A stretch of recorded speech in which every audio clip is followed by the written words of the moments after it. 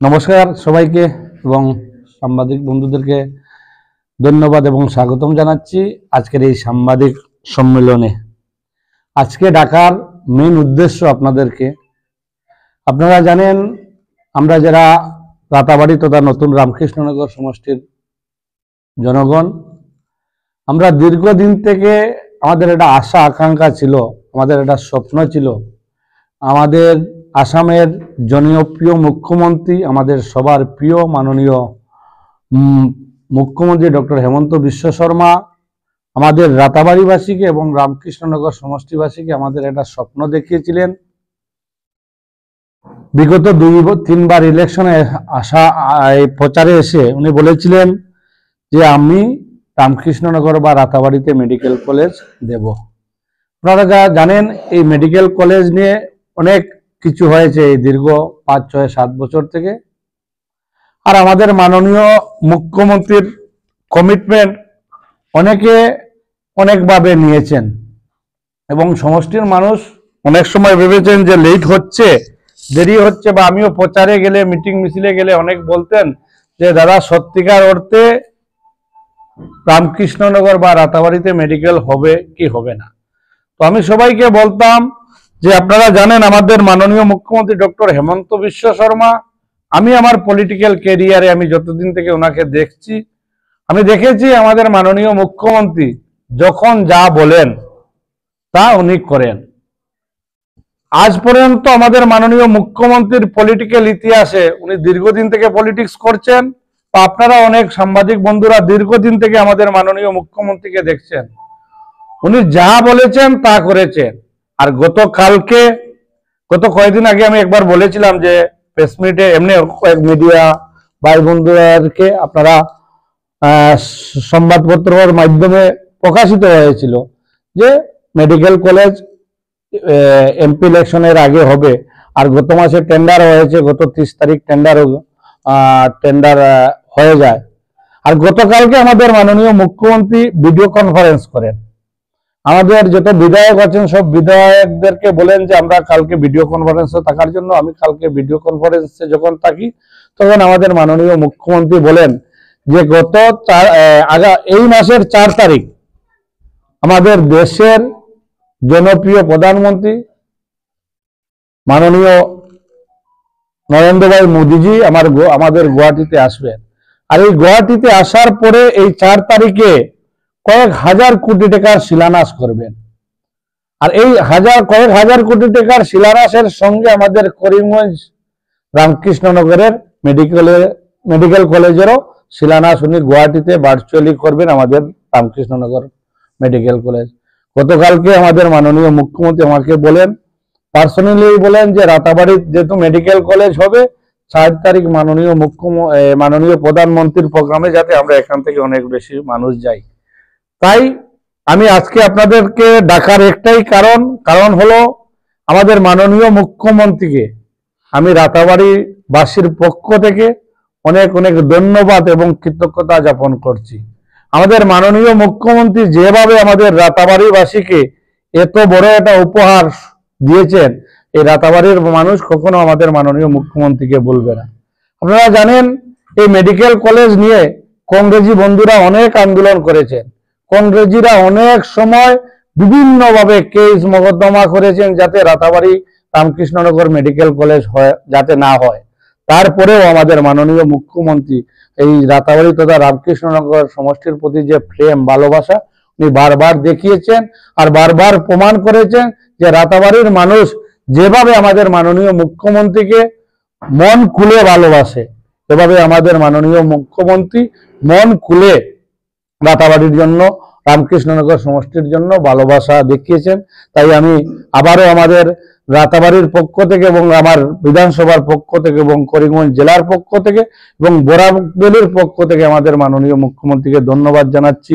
এই যে বরাকবেলির প্রতি ওনার যে প্রেম, বরাকবেলির প্রতি যে ওনার যে ভালোবাসা, বরাকবেলির মানুষের যাতে ডেভেলপমেন্ট হয়, এই যে বারে বারে যে ভালোবাসা প্রেম দেখিয়েছেন তার জন্য আমাদের মাননীয় মুখ্যমন্ত্রীকে আমি ধন্যবাদ জানাচ্ছি এবং কৃতজ্ঞতা জানাচ্ছি। আর আমি আপনাদের মাধ্যমে আমাদের বরাকবাসী তথা আমার রামকৃষ্ণনগর সমষ্টির সবাইকে আমি 4 তারিখ হবে 4 তারিখ হওয়ার পরে অ্যাকচুয়ালি ভূমি পূজন শিলান্যাস একসঙ্গে এখানে আসার কথা ছিল। আমাদের মাননীয় মুখ্যমন্ত্রী আমাকে বলেছিলেন, আজ থেকে 20-25 দিন আগে আমি যখন গুয়াহাটিকে ওনাকে জিজ্ঞাসা করেছিলাম, উনি তখন বলেছিলেন যে এমপি ইলেকশনের আগে আমি শিলান্যাস করব। যেহেতু প্রধানমন্ত্রী আসছেন, আর প্রধানমন্ত্রী একসঙ্গে যে আমাদের রামকৃষ্ণনগর মেডিকেল কলেজের শিলান্যাস করবেন তা না, উনি বলেছেন 12,000 কোটি টাকার শিলান্যাস করবেন। 12 না 17,000, আমি ঠিক ভুলে গেছি। একসঙ্গে গুয়াহাটি থেকে উনি শিলান্যাস করবেন। পরবর্তী সময়ে ভূমি পূজন আমাদের মাননীয় মুখ্যমন্ত্রীকে এনে আমরা করব। আপনারা জানেন মাত্র টেন্ডার হয়েছে, একজন টেন্ডার কি শর্মা একজন পেয়েছেন। তো আগামী দিনে টেন্ডার ভূমি পূজন, এবং ভূমি পূজন যখন করব আমার এটা ইচ্ছা আছে আমরা বড় করে করব, যাতে মাননীয় মুখ্যমন্ত্রীকে এনে মাননীয় মুখ্যমন্ত্রীর হাত দিয়ে যাতে ভূমি পূজন হলে রাতাবাড়ির জন্য, কারণ রাতাবাড়ির অনেক মানুষ এখনো বিশ্বাস করেনি। অনেক সময় অনেক মানুষ অনেকভাবে আমাকে প্রশ্ন করত যে সত্যিকার অর্থে দাদা মেডিকেল হইবনি। তো আমি অনেককে বলেছিলাম বারবার যে উনি হেমন্ত বিশ্ব শর্মা, আর হেমন্ত বিশ্ব শর্মার পলিটিক্যাল ইতিহাসে আপনারা দেখবেন উনি যে সময় যে দায়িত্বে ছিলেন যা যা বলেছেন সবকিছু সুন্দরভাবে ব্যবস্থিতভাবে করেছেন। আর উনি একবার বলে দিলে দেখবেন, ইলেকশনের সময় উনি বলেছিলেন যে আমরা যত মা বোনরা লোন নিয়েছে লোন মাফ করব। অনেক সময় অনেক মানুষ ভেবেছে 12,000 13,000 কোটি টাকার লোন কি করে মাফ করবেন। দেখেছেন পরবর্তী সময়, ইলেকশনের পরবর্তী সময় সম্পূর্ণভাবে লোন মাফ হয়েছে। মাননীয় মুখ্যমন্ত্রী বলেছেন 1 লক্ষ চাকরি দেব। উনি এক মিটিংয়ে প্রচারে গিয়ে বলেছিলেন 1 লক্ষ চাকরি দিব। আপনি দেখবেন প্রায় 90,000-এর উপরে চাকরি দিয়েছেন, আরো 25,000 চাকরি দিবেন। উনি বলেছিলেন 1 লাখ দেবেন, এবং 1,20,000-22,000 চাকরি দিবেন। এই যে এটা একমাত্র আমাদের মাননীয় মুখ্যমন্ত্রী ডক্টর হেমন্ত বিশ্ব শর্মার দ্বারাই সম্ভব। আমি তো নিজে বিধায়ক হিসাবে গর্ববোধ করি যে এই মুখ্যমন্ত্রীর আন্ডারে আমি কাজ করার সুযোগ ভগবান আমাকে করে দিয়েছেন। আপনারা দেখেছেন আমরা যারা নর্থ ইস্টের মানুষ, আমরা এতদিন দেখতাম যে ভারতবর্ষের বিভিন্ন জায়গায় থেকে নেতা আসতো আর আমাদেরকে ভাষণ দিতেন, আর ওনাদের নেতৃত্বে আমরা কাজ করতাম। আর আজকের দিনে স্বাধীনতার 75 বছর পরে প্রথম কিন্তু মুখ্যমন্ত্রী, যে মুখ্যমন্ত্রী পুরা ভারতবর্ষ বিভিন্ন কোনায় কোনায় গিয়ে ভারতীয় জনতা পার্টির প্রচার করছেন। আর উনি শুধু আসামের লিডার বা নর্থ ইস্টের লিডার নয়, আজকের দিনে উনি ভারতবর্ষের যে 4-5 জন বড় লিডার আছে এর মধ্যে একজন জনপ্রিয় লিডার হিসাবে। আসাম মালার কাজ আপনার 1-2 মাস তো লাগবেই, এই সিজনে স্টার্ট হওয়ার শুরু হয়ে যাবে। আইনাকাল ত্রিমুখা থেকে কানাই বাজার ত্রিমুখা। আসাম মালার যে বর্তমানে যে কাজ চলছে, কাজ প্রায় শেষ হয়ে গেছে, অল্প কাজ বাকি আছে। আমাদের এই যে প্রথম তলার এই যে পাটটা, রামকৃষ্ণনগরের পাটটা, বাকি কাজ মোটামুটি। আর অ্যাকচুয়ালি আমার এরিয়া না থাকায় আমিও বেশি নাক গলাইনি, কারণ এটা আমার মুখ্যমন্ত্রী নজরে আনতে লাগবে না, কাজ হয়ে যাবে। কাজ কমপ্লিট হয়নি, এর মধ্যে আসাম মালা শুরু হয়ে যাবে, তার মানেটা কি? এটা তো বলতে লাগবে, ঠিক আছে আমি তো বলতে লাগবে বলতে লাগবে যে কাজ যে জায়গায় বাকি রয়ে গেছে। আমি বলবো কন্ট্রাক্টর যে আছে, আপনারা দেখেছেন আমি 2 বার এই রাস্তা নিয়ে গরম হয়েছি, কেন কাজের দেরি হচ্ছে বলে। আর আমি গরম হয় আমার পার্টটা অ্যাটলিস্ট আগে করে নিয়েছে, আমি অন্য কিছু চিন্তা করিনি, আমি শুধু চিন্তা করেছিলাম যে আমার পার্টটা যাতে হয়ে যায়। এই হোক, বাকিটাও যেটা আপনি বলেছেন আমিও দেখেছি, কারণ এই রাস্তায় আমি গুয়াহাটি যখনই যাই, ম্যাক্সিমাম ট্রেনে যাই বা বাই রুটে গেলেও আমি আমার বাসার থেকে বেরিয়ে এই রাস্তায় যেতে হয়। এই রাস্তা সবচেয়ে বেশি দরকার, তাই মাননীয় মুখ্যমন্ত্রী লাগবে না, আমি ইঞ্জিনিয়ারকেই বললে বাকি কাজ হয়ে যাবে আমি বলবো। দিতে পারি আমরা, যাতে যেদিনই মাননীয় মুখ্যমন্ত্রী আসবেন আমরা যাতে সবাই ঘর থেকে বেরিয়ে এসে আমাদের মাননীয় মুখ্যমন্ত্রীকে আমরা ধন্যবাদ এবং কৃতজ্ঞতা প্রকাশ করি। কারণ আমাদের এই মাননীয় মুখ্যমন্ত্রী না হলে আমাদের রামকৃষ্ণনগর মেডিকেল কলেজ হতো না। আপনারা জানেন আইনি অনেক জটিলতা ছিল।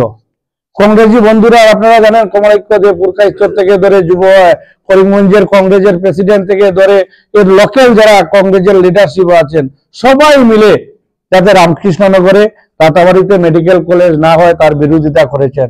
তারপরেও আমাদের মাননীয় মুখ্যমন্ত্রী এই রামকৃষ্ণনগর সমষ্টিতে মেডিকেল কলেজ দিয়েছেন। শুধু দেননি, আগামী দিনে 4 তারিখে আমাদের মাননীয় প্রধানমন্ত্রীর হাত দিয়ে এটা শিলান্যাস হবে। এর থেকে বড় আমি মনে করি পাওনা আমাদের আর কিছু হতে পারে না। আর এই মেডিকেল কলেজ হওয়ার সঙ্গে সঙ্গে রাতাবাড়ির মানুষের যে একটা স্বপ্ন ছিল, দীর্ঘদিন রাতাবাড়ির মানুষকে কংগ্রেসীরা স্বপ্ন দেখিয়ে ভোট নিত, বলতো ইলেকশন আসলেই রাতাবাড়ি এসে বিভিন্ন ভাবে কংগ্রেসী লিডাররা যে সোনার রাতাবাড়ি বানাবো, সোনার রাতাবাড়ি বানাবো, সোনার রাতাবাড়ি বানাবো। সত্যিকার অর্থে তো সোনার রাতাবাড়ি হয়নি কংগ্রেস আমলে। রাতাবাড়িটা ছিল একটা অরাজকতার জায়গা। এখানে চুরি ডাকাতি কিডন্যাপিং, রাস্তাঘাটের অবস্থা একদম বাজে, বলতে একদম বাজে অবস্থা ছিল। আর সত্যিকার অর্থে যে সোনার রাতাবাড়ি, সোনার রাতাবাড়ির যে স্বপ্ন, এই সোনার রাতাবাড়ির স্বপ্ন আমাদের মাননীয় মুখ্যমন্ত্রী ডক্টর হেমন্ত বিশ্ব শর্মার হাত দিয়ে পূরণ হচ্ছে। আর 4 তারিখের এই শিলান্যাসের মাধ্যমে আমাদের সোনার রাতাবাড়ির স্বপ্ন পূরণ হবে। শুধু মেডিকেল কলেজ নয়, আমাদের গত 29 তারিখে আমাদের এই রামকৃষ্ণনগর এই আমার সমষ্টির জন্য আসাম মালার রাস্তা, নতুন আসাম মালার রাস্তা টেন্ডার হয়েছে। এই যে আয়নাকাল থেকে ধরে খারাই বাজার অবধি আমাদের এই যে রাস্তা, এটা আসাম মালার মাধ্যমে প্রায় 100 কোটি টাকার উপরে ব্যয় করে এটা সুন্দর উন্নত মানের রাস্তা হবে। আপনারা দেখেন ভারতীয় জনতা পার্টির সরকার হওয়ার পরে, মাননীয় মুখ্যমন্ত্রী হওয়ার পরে শুধু মেডিকেল কলেজ 530 কোটি টাকা দিয়েছেন, আসাম মালা 100 কোটি টাকার উপরে রাস্তা দিয়েছেন। এই বিদ্যানগরে প্রায় 29 কোটি টাকা ব্যয় হয়ে মহিলা কলেজ হচ্ছে। রামকৃষ্ণনগর টাউনে আপনারা দেখেছেন এটা পেক্কা গিয়ার কাজ চলছে। আর বরাকবেলির মধ্যে সবচেয়ে আজকের দিনে সবচেয়ে বেস্ট পেক্কা গিয়ে হচ্ছে আমাদের রামকৃষ্ণনগরে শহরে একটা 12 কোটি টাকার স্টেডিয়ামের কাজ চলছে। এমনভাবে বিভিন্নভাবে রাস্তাঘাটের পরিবর্তন হয়েছে। আজকে যদি দেখি আমরা চেরাগি থেকে রংপুরের মানুষ রাত্রে 10টা 11টা 12টার সময় চলাফেরা করতে পারে, সুখে শান্তিতে চলাফেরা করতে পারে, কোনো ধরনের টেনশন ভয় থাকে না। এই যে পরিবর্তন, এই পরিবর্তন হয়েছে আমাদের মাননীয় মুখ্যমন্ত্রী ডক্টর হেমন্ত বিশ্ব শর্মার হাত দিয়ে। আর আজকের আপনাদের মাধ্যমে আমি সবার কাছে প্রার্থনা করব, আজকে আপনারা জানেন আমাদের মাননীয় মুখ্যমন্ত্রীর জন্মদিন ছিল। আমরা সকালে কালীবাড়িতে যুব মোর্চার নেতৃত্বে আমরা কালীবাড়িতে যজ্ঞ এবং পূজা অর্চনা করি এবং হসপিটালে ফল বিতরণ করি আমাদের মাননীয় মুখ্যমন্ত্রীর জন্মদিন উপলক্ষে। এবং এখান থেকে আমি সবার কাছে প্রার্থনা করব এবং আমি মা কামাখ্যা এবং বাবা পশুপতিনাথের কাছে প্রার্থনা করব, যেভাবে আমাদের মাননীয় মুখ্যমন্ত্রী দিন রাত্রে আসামকে 5টা রাজ্যের মধ্যে একটা উন্নত রাজ্য বানানোর জন্য কাজ করে যাচ্ছেন।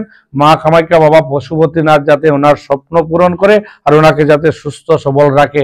আর আগামী দিনে আমাদের যে স্বপ্ন যেভাবে পূরণ করে যাচ্ছেন, আগামী দিনে যাতে আমাদের স্বপ্ন আরো পূরণ হয়, এই আশীর্বাদটুকু করে আমি আজকের এই সাংবাদিক সম্মেলন মাধ্যমে আপনাদেরকে ধন্যবাদ জানাচ্ছি আবারও, যে আপনারা সবাই উপস্থিত হয়ে আমাদের মাননীয় মুখ্যমন্ত্রী যে উপহার দিয়েছেন, এই উপহারটুকু আপনাদের মাধ্যমে জনগণ জানবে।